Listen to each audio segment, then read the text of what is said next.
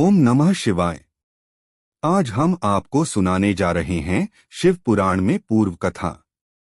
नारद जी बोले हैं, पितामह, अब आप मैना की उत्पत्ति के बारे में बताइए। साथ ही कन्याओं को दिए शाप के बारे में मुझे बताकर मेरी शंका का समाधान कीजिए।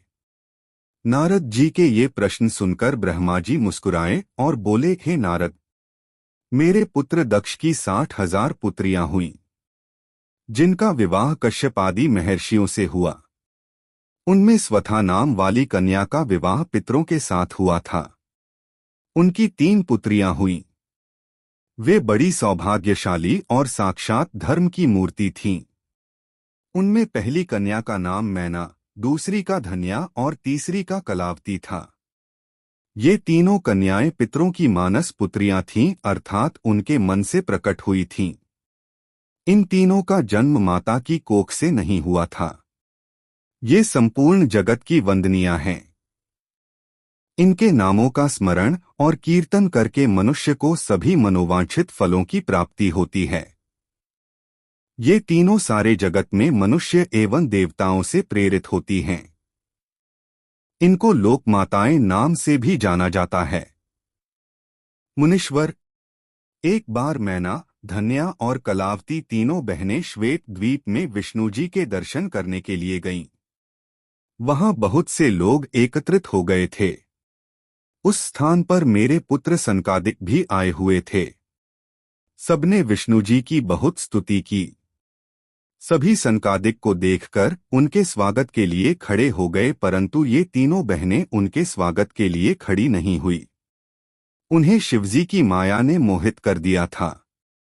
तब इन बहनों के इस बुरे व्यवहार से वे क्रोधित हो गए और उन्होंने इन बहनों को शाप दे दिया। सनकादिक मुनि बोले कि तुम तीनों बहनों ने अभिमानवश खड़े होकर मेरा अभिवादन नहीं किया, इसलिए तुम सदैव स्वर्ग से दूर हो जाओगी और मनुष्य के रूप में ही पृथ्वी पर रहोगी। तुम तीनों मनुष्यों की ही स्त्रियां बनोगी। तीनों साध्वी बहनों ने चकित होकर ऋषि का वचन सुना। तब अपनी भूल स्वीकार करके वे तीनों सिर झुकाकर सनकादिक मुनि के चरणों में गिर पड़ी और उनकी अनेकों प्रकार से स्तुति करने लगीं। उन्होंने अनेकों प्रकार से क्षमा याचना की। तीनों कन्याएं मुनिवर को प्रसन्न करने हेतु उनकी प्रार्थना करने लगीं। वे बोली कि हम मूर्ख हैं, जो हमने आपको प्रणाम नहीं किया।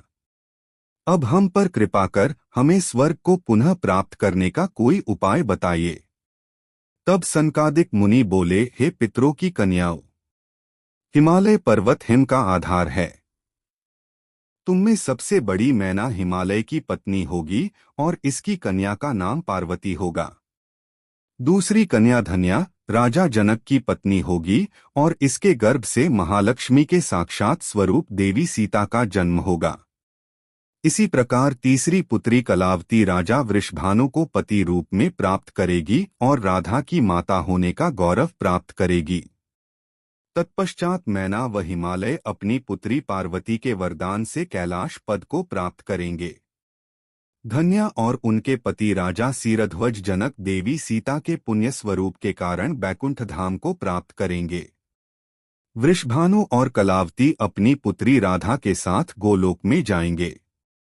पुण्यकर्म करने वालों को निश्चय ही सुख की प्राप्ति होती है, इसलिए सदैव सत्य मार्ग पर आगे बढ़ना चाहिए। तुम पितरों की कन्या होने के कारण स्वर्ग भोगने के योग्य हो, परंतु मेरा शाप भी अवश्य फलीभूत होगा। परंतु जब तुमने मुझसे क्षमा मांगी है, तो मैं तुम्हारे शाप के असर को कुछ कम अवश्य कर दूंगा।